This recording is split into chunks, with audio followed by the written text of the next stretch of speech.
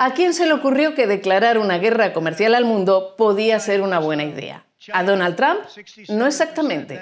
El ideólogo del desastre arancelario y del pulso con China que está haciendo tambalearse a la economía mundial es este hombre, Peter Navarro, un personaje pintoresco, un auténtico mitómano que últimamente se ha granjeado el odio del mismísimo Elon Musk, que le ha calificado de perfecto idiota.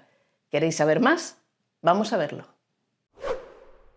Peter Navarro es un profesor de economía, doctorado en Harvard, que llegó asesor comercial de Trump de una forma totalmente disparatada, como relataba hace poco en su show la estrella de la MSNBC, Rachel Maddow.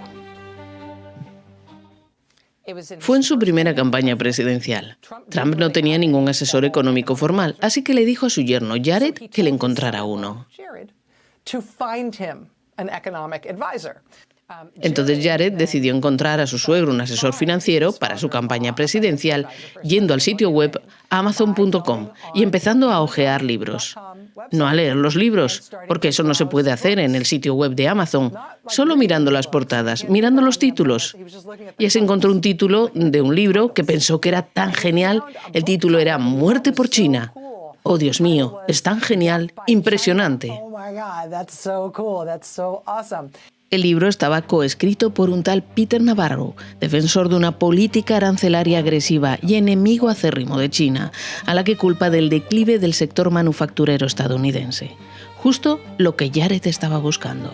Así que le llamó por teléfono y le propuso unirse al equipo de campaña de Donald Trump. Sobre el papel, Navarro parecía alguien competente. Un analista, profesor y autor de numerosos libros en los que solía citar para respaldar sus teorías a una eminencia económica llamada Ron Barra. En cuanto Trump llegó a la Casa Blanca, el famoso Ron Barra empezó a hacer circular por Washington un memorándum a favor de la política arancelaria. El problema es que Ron Barra no existe y nunca existió.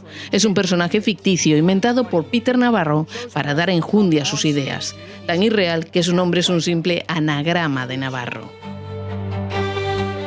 Y nadie en Washington se había dado cuenta. Fue una profesora de Australia la que levantó la liebre al comprobar que el experto en cuestión no aparecía por ningún lado en Internet. Un detalle que no impidió que Navarro siguiera aconsejando al presidente. El economista volvió a ser noticia tras el asalto al Capitolio por seguidores de Trump en enero de 2021, al negarse a comparecer ante la comisión parlamentaria que investigaba los hechos.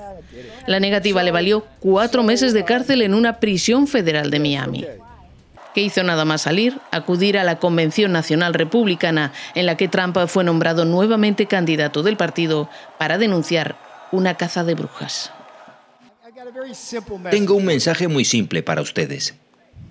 Si pudieron venir a por mí, si pueden venir a por Donald Trump, tengan cuidado, también vendrán a por ustedes. Así fue como tan pronto como regresó a la Casa Blanca, Trump volvió a contar con él como asesor económico y sobre todo como ideólogo e ingeniero de su guerra arancelaria contra el mundo. Pero la razón por la que últimamente llena páginas en la prensa no es tanto por la guerra comercial como por la guerra abierta que mantiene con Elon Musk. Como dos gallos en un gallinero, los asesores presidenciales han cruzado insultos y desagravios a través de los medios y las redes sociales. Musk ha dicho de él que es un perfecto idiota y más tonto que un saco de ladrillos, después de que Navarro afirmara en una entrevista que Tesla no es un fabricante de automóviles, sino solo un ensamblador. Si va a su planta de Texas, buena parte de los motores que recibe, que en el caso de los vehículos eléctricos son las baterías, provienen de Japón y China. La electrónica proviene de Taiwán.